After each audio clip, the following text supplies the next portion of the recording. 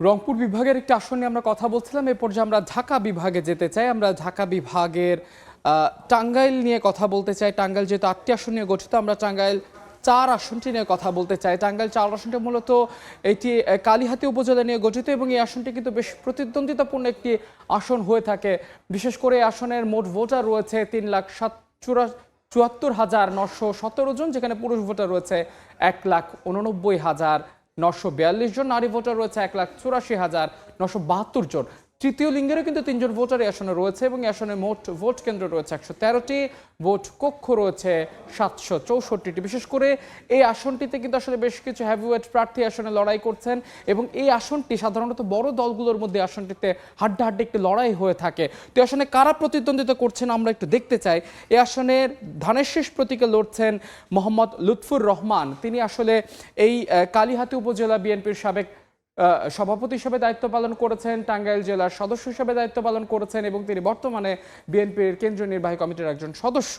তাকে টেক্কা দেওয়ার জন্য আসলে আসনে একটু জানিয়ে রাখতে চাই, শুরুতেই স্বতন্ত্র প্রার্থী যিনি রয়েছেন আব্দুল লতিফ সিদ্দিকী, তাকে ঘিরেই কিন্তু আসনটিতে আসলে সবচেয়ে বেশি আলোচনার জন্ম দিয়েছে, কারণ তিনি আসলে আওয়ামী লীগের পক্ষ থেকে ৫ বার এই আসনে নির্বাচিত হয়েছেন এবং স্বতন্ত্র হিসেবে একবার তিনি নির্বাচিত হয়েছেন এবং এই আসনটি কিন্তু আসলে তার ঘাঁটি হিসেবেই পরিচিত।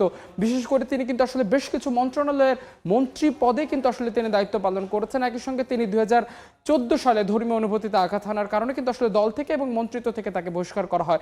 তাই এই আসনটিতে আসলে তার জন্য কিন্তু আসলে এই আসনটির দিকে আসলে বাড়তি নজর রয়েছে এবং জামাতের একজন প্রার্থী আসলে আসন থেকে হচ্ছেন, তিনি হচ্ছে খন্দকার আব্দুল রাজ্জাক। তিনি কেন্দ্রীয় মজলিসে সুরার সদস্য এবং তিনি জামাতের পক্ষ থেকে আসনে লড়বেন দেখছেন নির্বাচনের সময়।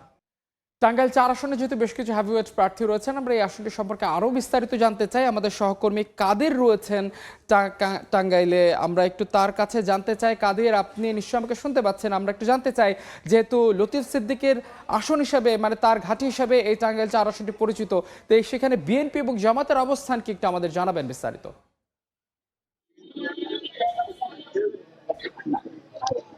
সারা দেশেই চলছে আগামী ত্রয়োদশ জাতীয় সংসদ নির্বাচনের প্রচার প্রচারণা। সারা দেশব্যাপী প্রত্যেক প্রার্থী যারা রয়েছেন প্রত্যেকটি এলাকায় সবাই নির্বাচনী প্রচারণায় ব্যস্ত রয়েছেন। কাকডাকা ভোট থেকে গভীর রাত পর্যন্ত তারা ভোটারদের দ্বারে দ্বারে যাচ্ছেন, মানুষকে ভোটারদের দিচ্ছেন প্রতিশ্রুতি এবং ভোটাররাও কিন্তু এবার একটু নড়ে চড়ে বসেছেন। তারা বলছেন যে গত সময়ে যে যারা নির্বাচনে ভোট দিতে পারেনি তারা কিন্তু এবার দেখে শুনে ভোট দিতে চেষ্টা করছেন। ঠিক সারা দেশের মতো টাঙ্গাইলের যারা প্রার্থী রয়েছেন তারাও কিন্তু এবার প্রত্যেকটা অঞ্চলে অর্থাৎ নিজ নিজ আসনে তারা ভোটারদের দ্বারে দ্বারে যাচ্ছেন, ভোট প্রার্থনা করেছেন।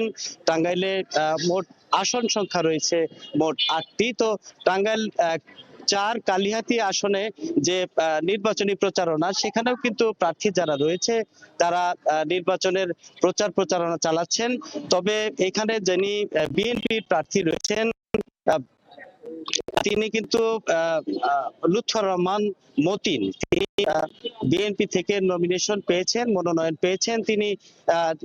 তিনি একজন ব্যবসায়ী ছিলেন। তাকে যদিও এখানে এই কালিহাতী আসনে যে দলীয় যে কোন্দল, সেই দলীয় কোন্দল খুব একটা নেই। তবে এখানে যিনি হেভিওয়েট প্রার্থী রয়েছেন, সাবেক আওয়ামী লীগের নেতা, বহিষ্কৃত নেতা, তিনি কিন্তু একাধিকবার তিনি সংসদ সদস্য নির্বাচিত হয়েছেন এবং তিনি মন্ত্রীও ছিলেন।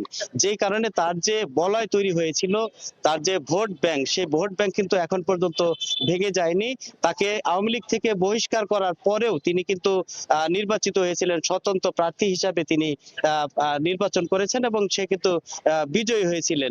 যে কারণে আসলে, আর অন্যদিকে যে জামাত প্রার্থী রয়েছেন, জামাত প্রার্থীর খুব বেশি প্রচার প্রচারণা নাই এবং সেখানে জাতীয় পার্টি রয়েছে, তারও প্রচার প্রচারণা না থাকলেও লতিফ সিদ্দিকীর সাথে বিএনপির যে প্রার্থী রয়েছে তার সাথে হাড্ডাহাড্ডি লড়াই অথবা সুবিধা নিতে পারে লতিফ সিদ্দিকী। তো এই ছিল আসলে আমার কাছ থেকে টাঙ্গাইল কালিহাতী থেকে বিস্তারিত খবর।